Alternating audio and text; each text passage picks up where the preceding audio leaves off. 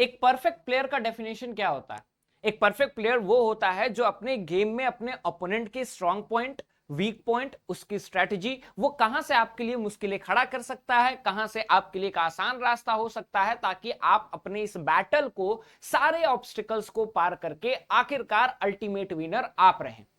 ये जो आप मिशन 2026 की बात कर रहे हैं, सीयूईटी 2026 की बात कर रहे हैं, उसमें एज अ प्लेयर आपका जो ओपोनेंट है वो एनटीए है, और वो एनटीए इतना अनप्रिडिक्टेबल ओपोनेंट है कि वो आप लोगों को पूरे साल परेशान करने वाला है। चाहे वो एग्जामिनेशन पैटर्न को लेकर के हो, सिलेबस को लेकर के हो, किस तरह से क्वेश्चंस पूछे जाते हैं वो हो, रिजल्ट हो, एडमिट कार्ड हो, सिटी इंटीमेशन हो, सारी चीजों को लेकर के पिछले 4 सालों के ट्रेंड एनालिसिस को देखें तो बहुत सारे ऊपर नीचे बदलाव किए गए। इस बार क्या चेंजेस होंगे वो नोटिफिकेशन से किया जाएगा, लेकिन आपके 4 साल में कौन से चैप्टर से कितने क्वेश्चंस पूछे गए और किस तरह के क्वेश्चंस पूछे गए, यह जानना बहुत ज्यादा जरूरी होता है। अगर आपने यह पता कर लिया कि आपके इस सब्जेक्ट में 4 साल में इस चैप्टर से ये क्वेश्चन पूछे गए और ये ट्रेंड एनालिसिस रहा है पिछले 4 सालों का, तो आप अपने ओपोनेंट को हरा सकते हैं अपने एक डिजायर्ड सब्जेक्ट में। और यहां पे मैं आप सभी लोगों को पॉलिटिकल साइंस जो डोमेन सब्जेक्ट है उसके बारे में डिटेल में बताने जा रहा हूं। यहाँ पे पिछले 4 सालों में क्या ट्रेंड एनालिसिस रहा, किस चैप्टर से कितने क्वेश्चंस आए, वो सारी चीजें हम लोग डिटेल में बात करेंगे। इसी तरह आपको और भी वीडियोस चाहिए, किस सब्जेक्ट की चाहिए वो भी आप कमेंट सेक्शन में बता दीजिए, ताकि मैं आप लोगों को इससे रिलेटेड और भी इंफॉर्मेटिव वीडियो बना सकूं।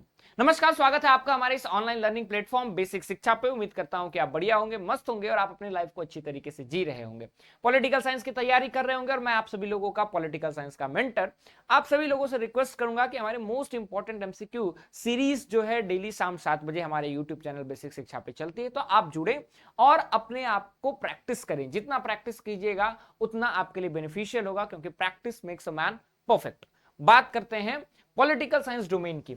अब उससे पहले आपको एग्जामिनेशन पैटर्न के बारे में जानना होगा। जब आपका पैटर्न है वो सीबीटी मोड पे होता है, मल्टीपल जो आपके क्वेश्चंस आते हैं एमसीक्यू मल्टीपल चॉइस क्वेश्चंस रहते हैं। आपको हर एक करेक्ट क्वेश्चन पे 5 नंबर का अवार्ड दिया जाएगा, गलत पे -1 दिया जाएगा, और अगर आपने छोड़ दिया तो वहां पे आपको कोई भी अवार्ड नहीं दिया जाएगा, नंबर नहीं दिया जाएगा।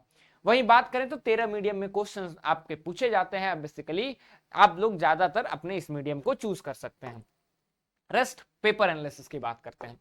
जब हम पेपर एनालिसिस की बात करते हैं तो पॉलिटिकल साइंस में जनरल टाइप क्वेश्चन आते हैं, जैसे कि सार्क का पहला डिक्लेरेशन कहां हुआ, या फिर सार्क का फुल फॉर्म क्या है, ठीक है। या फिर बहुत ही जनरलाइज्ड क्वेश्चन आता है, जैसे कि एशियान में टोटल कितने मेंबर्स हैं, ठीक है। ये इस टाइप के जनरलाइज्ड क्वेश्चन जो आपके बहुत इजी रहते हैं वो क्वेश्चंस पूछे जाते हैं। उसके बाद आपके एजर्सन रीजनिंग के क्वेश्चंस पूछे जाते हैं, जो कि ऑब्वियसली क्योंकि बच्चे नहीं कर पाते हैं इसलिए ये आपको थोड़ा टफ लगता है, इसमें थोड़ा ट्रिक होता है। अब ये आपको प्रैक्टिस से होगा, इसीलिए मैं कह रहा हूं डेली शाम 7 बजे जुड़िए और एमसीक्यू सीरीज में आप पार्ट लीजिए। Next, case study based question, जैसे कि आपके बुक में बहुत सारे केसेस हैं, ठीक है। जैसे ग्लोबलाइजेशन चैप्टर उठाओगे तो वहां पे 3 बच्चों का केस है जो कि आपके मिलिट्री पावर, इकोनॉमिक पावर और सॉफ्ट पावर के बारे में बात करता है, ठीक है।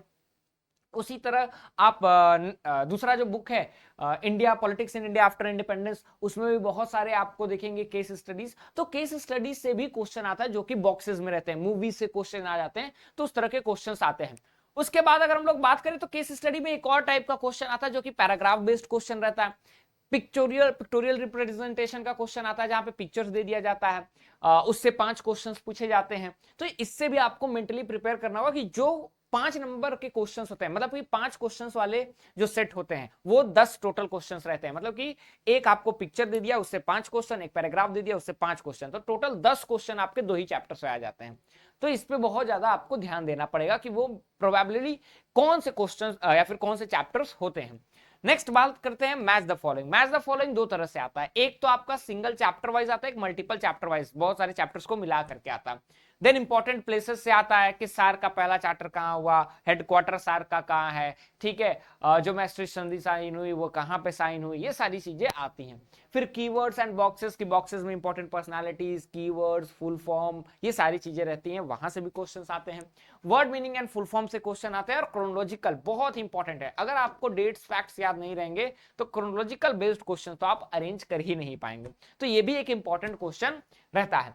अब आपको तैयारी कैसे करें, अभी मैं बताऊंगा आप लोगों को कि पिछले 4-5 सालों का ट्रेंड एनालिसिस क्या रहा है। लेकिन अगर आप ह्यूमैनिटीज डोमेन की तैयारी करना चाहते हैं तो आप हमारे हौसला बैच से जुड़ सकते हैं। अभी क्लासेस आपकी स्टार्ट नहीं हुई है, तो जितनी जल्दी जुड़ जाइएगा उतना जल्दी आपको फायदा है, बैकलॉग्स आपको नहीं रहेंगे और साथ ही साथ आप बोर्ड्स और अपने सीयूईटी की तैयारी साथ कर पाएंगे। अगर आप पॉलिटिकल साइंस और इकोनॉमिक्स जैसे सब्जेक्ट्स आपके हैं डोमेन में, तो मैं आपको एश्योर करता हूं यहाँ पे मैं आपको क्लास पीडीएफ में नोट्स वगैरह सारी चीजें प्रोवाइड करता हूं। आपकी लाइव क्लासेस चलेंगी, उसके रिकॉर्डेड लेक्चर्स भी मिलेंगे, DPP, practice set, test series, बहुत सारे क्वेश्चंस मिलेंगे। साथ ही मैं खुद आपको एक स्टडी प्लानर बना करके दूंगा कि कैसे आपको रिवीजन वगैरह करना है, ठीक है।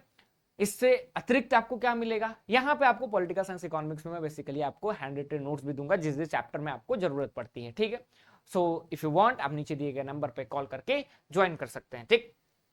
अब 2025 की बात करते हैं। 2025 में आप देखिए जो आपका बुक 1 है, मतलब कि कंटेम्प्रेरी वर्ल्ड पॉलिटिक्स, वहां से कितने क्वेश्चन आए। जो 13 मई को शिफ्ट 1 का एग्जामिनेशन हुआ था, वहां पे एक चैप्टर से 4 क्वेश्चन आ गया, डिसइंटीग्रेशन से, एंड ऑफ बाइपोलैरिटी जो है। 14 मई को शिफ्ट 2 में 2 क्वेश्चन आया, 15 मई शिफ्ट 2, 19 मई शिफ्ट 1 को क्वेश्चन से नहीं आया, 20 मई को शिफ्ट 1 को 2 क्वेश्चन आया, 21 मई शिफ्ट 1 को 1 क्वेश्चन, 22 मई शिफ्ट 1 को 3 क्वेश्चन, 26 मई शिफ्ट 1 को 1 क्वेश्चन, 28 मई शिफ्ट 1 को 4 क्वेश्चन, 29 मई शिफ्ट 1 को 3 क्वेश्चन, 6 क्वेश्चन, 3 क्वेश्चन, 2 क्वेश्चन। अब आप देखिए कि यहां एज एन एवरेज आपको 2 से 3 क्वेश्चन तो आना ही आना है इस चैप्टर से, ठीक है। पहला चैप्टर टच करना एकदम नेसेसरी है। उसके बाद हम लोग बात करें तो अल्टरनेट सेंटर्स ऑफ पावर से अगर हम लोग क्वेश्चन की बात करें तो 2 क्वेश्चन, 2 क्वेश्चन, 3, 4, 2, 3, 7 क्वेश्चन। अब 22 मई शिफ्ट 1 को 7 क्वेश्चन आ गया था, 28 मई शिफ्ट 1 को 7 क्वेश्चन आ गया था, 26 मई शिफ्ट 1 को 6 क्वेश्चन आ गया था, 29 मई शिफ्ट 1 को 5 क्वेश्चन, 30 मई शिफ्ट 1 को 5 क्वेश्चन। एज एन एवरेज बात करें तो यहां पे भी 3 से 4 क्वेश्चन इस चैप्टर से आएंगे।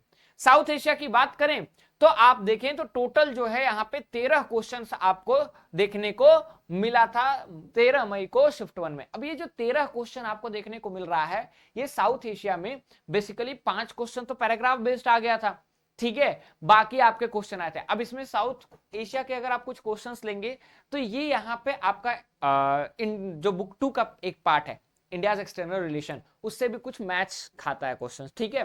तो उसमें डिसइंटीग्रेट करना, जैसे 1962 वॉर को लेकर के है, यहां पे भी दिया है, वहां पे भी दिया है, ठीक है। अब इसमें डिसइंटीग्रेट करना थोड़ा मुश्किल होता है, लेकिन अप्रोक्सीमेटली 12 से 13 क्वेश्चंस इस चैप्टर से आए थे, ठीक है, या फिर दोनों चैप्टर से आप मिला करके कह सकते हैं आए थे, ठीक। 2 क्वेश्चन आपका 14 को आया था, 2, 1, 3, 5, 4, 1, 4। आप देखें बहुत ज्यादा वेरिएबिलिटी दिखेगी। इंटरनेशनल ऑर्गेनाइजेशन एक इंपॉर्टेंट चैप्टर है, ठीक है। अल्टरनेट सेंटर ऑफ पावर, ये तीनों चैप्टर जो है बहुत ही इंपॉर्टेंट है। इसमें भी आप देखिए नंबर 20 मई को आपके शिफ्ट 1 में 9 क्वेश्चन आए थे, ठीक है, 6 क्वेश्चन आए हैं, 8 क्वेश्चन आए हैं। तो आप देखिए इंटरनेशनल ऑर्गेनाइजेशन भी कितना इंपॉर्टेंट एक रोल प्ले करता है। सिक्योरिटी से maximum security, environmental and natural resources globalization से आप पैराग्राफ बेस्ड क्वेश्चंस की तरफ देखते हैं। यहां पे पैराग्राफ बेस्ड क्वेश्चंस ज्यादातर आते हैं, अदरवाइज आपके 2 से 3 क्वेश्चन या फिर 1 से 2 क्वेश्चन आते हैं। यहाँ पे वेरिएबिलिटी देखिए, बस यहाँ पे आप इन्वायरमेंट और नेचुरल रिसोर्सेज देख लें, 6 क्वेश्चन, मतलब कि एक पैराग्राफ बेस्ड क्वेश्चन और एक एक्स्ट्रा क्वेश्चन है, ठीक है। तो जहां भी आप 5 क्वेश्चन देखिए या फिर उससे ज्यादा, मतलब पैराग्राफ बेस्ड क्वेश्चन यहाँ पे आया है, ठीक है। नेक्स्ट बात करते हैं बुक 2 की। तो बुक 2 में 5 क्वेश्चन आए हैं आपका 13 मई शिफ्ट 1 को, 14 क्वेश्चन आए हैं, 7 क्वेश्चन आए 14 मई शिफ्ट 2 को, ठीक है। 15 मई शिफ्ट 2 को 8 क्वेश्चन, 7 क्वेश्चन, 3 क्वेश्चन। तो ये भी पहला जो चैप्टर है वो आपके लिए एक इंपॉर्टेंट चैप्टर होता है। वही era of one party dominance की बात करें तो वहां भी आपको 2 से 3 का एक एवरेज देखने को मिलेगा। किसी किसी में आपको देखिए कोई कोई चैप्टर जो है किसी किसी शिफ्ट में क्वेश्चन ही नहीं पूछा गया, ठीक है।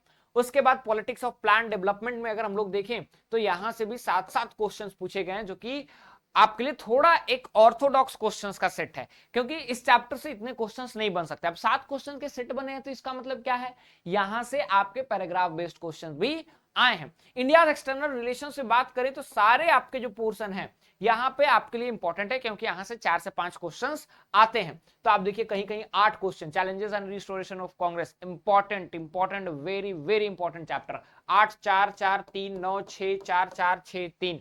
उसके बाद crisis in democratic order, very important question, important chapter, 2, 4, 3, 2, 2, 4, 2, 2, 3, 6, 5, 4, ठीक है। उसके बाद रीजनल एस्पिरेशंस, ठीक है, और रिसेंट इश्यूज की बात करें तो ये भी दोनों इंपॉर्टेंट चैप्टर हैं। आप देखिए किस तरह से आया, 11 क्वेश्चन तो रिसेंट इशूज से आ गए हैं 29 मई शिफ्ट 1 को, ठीक है।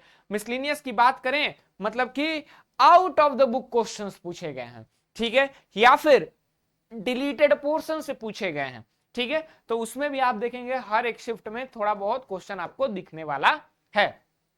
अब बात करते हैं 2024 की। 24 में कंटेम्प्रेरी वर्ल्ड पॉलिटिक्स से 23 क्वेश्चन, इंडिया आफ्टर इंडिपेंडेंस से 27 क्वेश्चन पूछा गया था। ये आपका ऑफलाइन मोड में टेस्ट हुआ था। ऐसे में 9 क्वेश्चन और आपका इंडिया आफ्टर इंडिपेंडेंस में 13 क्वेश्चन, मीडियम 10 थे और आपके सॉरी इजी आपके 9 थे और 13 इस बुक से इजी थे, मीडियम 10 और 7 थे और हार्ड क्वेश्चन टोटल 11 थे दोनों बुक को मिलाकर के। ये आपका जो है बाइफर्केशन रहा। चैप्टर वाइज की बात करें तो चैप्टर वाइज देखिए हर एक चैप्टर से कितने क्वेश्चंस पूछे गए। इजी थे तो वो किस तरह के क्वेश्चन थे, सिंगल चॉइस क्वेश्चन थे कि मतलब कि डायरेक्ट क्वेश्चन आ गया है, कोल्ड वॉर अगर था तो कोल्ड वॉर में डायरेक्ट आ गया है कि कोरियन वॉर कब हुआ, ठीक है। ये सारे टाइप क्वेश्चंस थे। अब इसमें भी आप जो है आराम से स्क्रीनशॉट लेकर के देख सकते हैं कि कितनी वेरिएबिलिटी रही है। स्टेटमेंट बेस्ड क्वेश्चन रहे, केस स्टडी बेस्ड क्वेश्चन रहे, मैच द फॉलोइंग रहा, कैसा रहा ये भी आप एक बार अच्छे से देख सकते हैं। नेक्स्ट 2023 का पेपर एनालिसिस की बात करें, ठीक है, इसकी बात करें तो चैलेंजेस ऑफ नेशन बिल्डिंग 2, 5, 4, 3, 5, 2, तो इसमें वेरिएबिलिटी देखिए बहुत ज्यादा रहती है। ये सारे चैप्टर्स को टच करने की कोशिश करते हैं और ऑलमोस्ट हर चैप्टर से 2 से 3 क्वेश्चन आता है, लेकिन कुछ इंपॉर्टेंट चैप्टर्स हैं जिससे ये क्वेश्चंस ज्यादा देते हैं, जैसे कि आपका alternate centre of power, contemporary South Asia international organization, इधर कांग्रेस का restoration, crisis in democratic order, regional aspiration and recent development, से चैप्टर से आपको ज्यादा क्वेश्चंस देखने को मिलते हैं। वहीं पैराग्राफ बेस्ड क्वेश्चंस भी आपको पॉलिटिक्स ऑफ प्लान डेवलपमेंट से आता है, security, natural resources and globalization से देखने को मिलता है, ठीक है। उसके बाद अगर हम लोग बात करें तो आप यहां पे और भी देख सकते हैं, ठीक है, आराम से कि कितना आपको वेरिएबिलिटी अलग अलग चैप्टर से मिलता है, ठीक है। एक चीज ध्यान में देने की बात है कि 2023, 2022 और 2024 में जो सिलेबस था वो बहुत ज्यादा चेंज नहीं था, सेम ही सिलेबस था, लेकिन 2025 में आपको न्यू एनसीईआरटी के सिलेबस को फॉलो किया गया, यानी कि कोल्ड वॉर को हटाया गया, यूएस हेजेमनी को हटाया गया और एक और आपका जो राइज ऑफ पॉपुलर मूवमेंट था बुक 2 से उसको हटाया गया, ठीक है। और ये आपके ट्रेंड एनालिसिस रहे हैं, ठीक है। तो इस ट्रेंड एनालिसिस को आप आराम से अच्छे से देख सकते हैं, ठीक है। बाकी आप जो है एक बार फिर मैं आपको कहूंगा कि अगर आप तैयारी हमारे साथ जुड़ करके करना चाहते हैं तो आप हमारे नीचे दिए गए नंबर पे कॉल करके बात करके आप डिटेल में जानकारी लीजिए कि हमारे बैचेस में क्या प्रोवाइड किया जाता है, क्या नहीं प्रोवाइड किया जाता है, ताकि आप जब हमसे जुड़े तो एक साल भर के लिए आपको एक प्रॉपर मेंटरशिप मिले, गाइडेंस मिले और आपका जो ड्रीम यूनिवर्सिटी है उसका रास्ता आसान हो जाए। बाकी मिलते हैं अगले वीडियो में। उम्मीद करता हूं ये वीडियो आपके लिए हेल्पफुल होगी। Till then thank you so much.